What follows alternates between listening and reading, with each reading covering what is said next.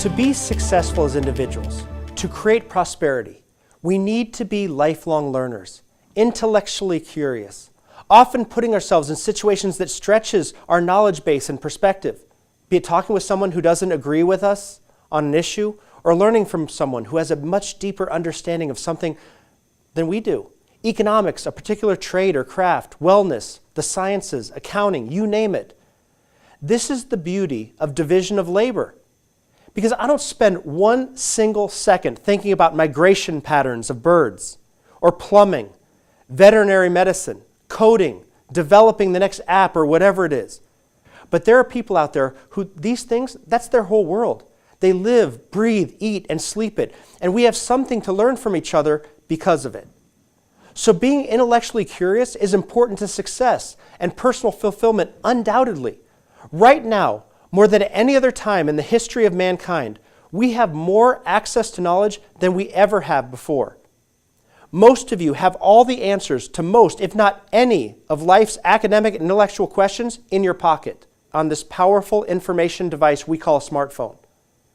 But the exceptional leaders know that academic and intellectual knowledge are not enough to succeed or to lead well.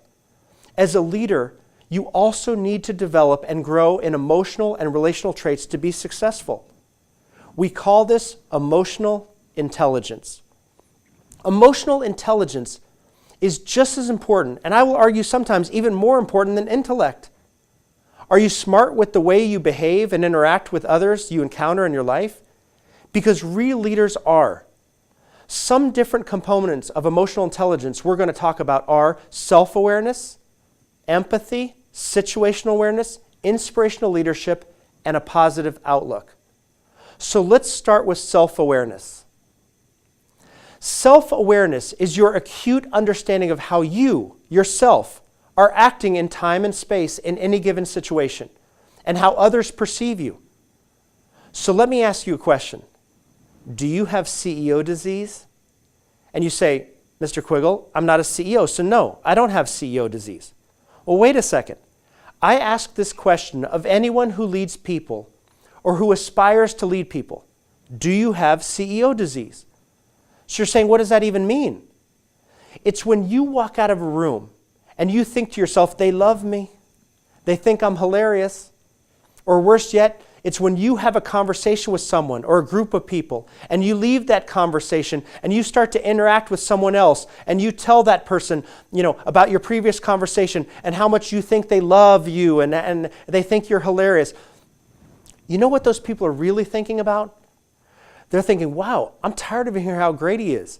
I'm tired of how wonderful her grades are and how she's going to go to college of her choice. I'm sick of hearing how awesome she is at volleyball or how amazing his football stats are.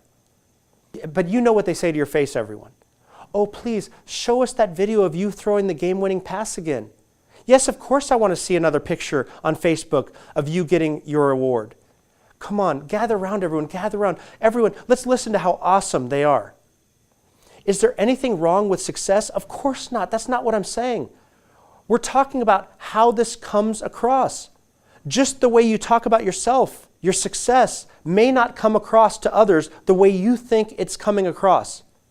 You might be talking about what you're up to and what you're achieving in your life. And they're probably thinking, I'd wish you'd just shut up already because the rest of us have things going on in our own lives too. You might not be a CEO now, but eventually you have the opportunity to be there someday. And you can start practicing the way you want to conduct yourself right now, today, this moment. Because the way you conduct yourself matters. It matters to others, and it matters to your success and your prosperity in life. See, some people get in those positions in leadership roles or are CEOs, and they think they're untouchable. They think they can act and behave however they want, whenever they want, without consequences. The only problem with that mindset is that people are always watching. And a poor attitude, a poor behavior toward others will always catch up to you in one way or another. So what is the cure to CEO disease? Because I hope you're thinking to yourself, wow, I hope I never contract that. And I certainly do not want to have a self-important, pretentious view of myself. I'll tell you my solution. and it's just my solution. You might find a better one someday. But I get feedback from others on a regular basis, from my staff, from my friends, other people around me in my life. I ask these people for feedback one-on-one, by the way, never in groups of 2 or more because they will gang up on you. See, real leaders, effective leaders need to create the space for others to help them learn how to get better and to be better. So in these meetings that I ask for from others, I say something like, Jim, I want you to be the best that you can be. And hopefully I give you the tools to do that. And if I don't, then that's a totally different discussion that we need to have. But right now, I need your help to be the best that I can be for this team. So I need you to give me your honest feedback. You aren't going to lose your job. I value your opinion, and I need your help. And then I ask this simple question. As a leader, what should I do more of, less of, add? And then I shut up and I listen. And in a twisted way, some will relish in answering this series of simple questions. Some people will just placate you and say you're handsome and strong, the strongest man I've ever met.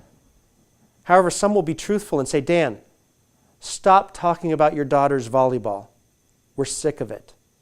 Or Dan, you say you're good at getting feedback, but sometimes it doesn't feel like that to the rest of us. And it'll hurt like a knife, I promise you. But you're in control of your emotions and your reactions. And the feedback gives you the chance to get better, be better.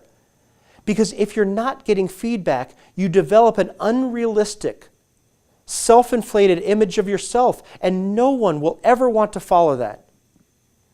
You may think you're the leader, but no one will be following, or at least not for the right reasons. The reason I like this feedback is because it's like a coat in a store. I get to try on a new Dan Quiggle. You could try out a new coat. You get to take it in a little bit, let it out a little bit, maybe even decide it's the wrong coat altogether. But the point is, you're giving yourself a chance to change. You might be doing things all wrong, and that's okay if you give yourself the opportunity to change. You might be doing things all right, but how will you ever know if you don't ask? You shouldn't wait until you're a CEO to do this. You might be the leader of a club right now, the leader in a class project. You could have siblings at home that look up to you. You might need to be the leader of your family. So I encourage you, get regular feedback from teachers, mentors, friends, those who look up to you, or those who you want to look up to you.